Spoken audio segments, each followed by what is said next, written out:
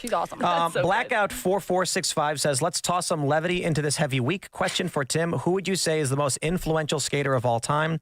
I'm sorry, sir. That's not a good question. It's Rodney Mullen. Ooh. I was going to say Tony Hawk. That's the only one I know. That's the tourist answer. That's the tourist answer.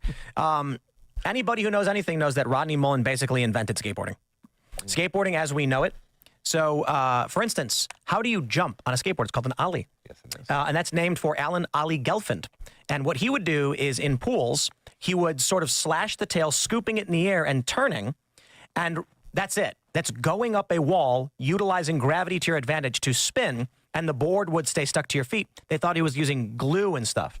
Rodney Mullen looked at that and said, I bet if you do the same thing on the ground and hit it, the pressure of the board, the inertia, will keep it stuck to your foot as you jump in the air. It will rise up. And he invented the flat ground ollie, the ability for a skateboarder to jump with their board. Rodney Mullen, the kick flip where the board flips underneath. Rodney Mullen, heel flip. Rodney Mullen, 360 flip. Rodney Mullen.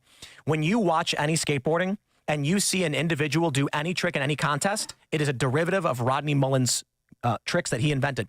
Now, that being said, I can give some other shout-outs to Mark Gonzalez and Natas Kappas, who basically popularized the modern street skateboarding, hitting handrails and doing things like that. That's very influential.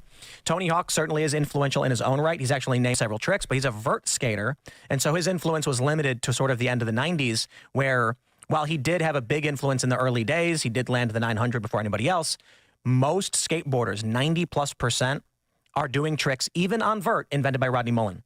So Rodney Mullen invents the kick flip. He starts flipping his board. Tony Hawk then starts adapting flips on vert. And so it actually goes from the street back to the vert ramp. But there's certainly many more for a very different reasons why they're influential, but there's no question it's Rodney Mullen. The skateboard language is a mathematical system.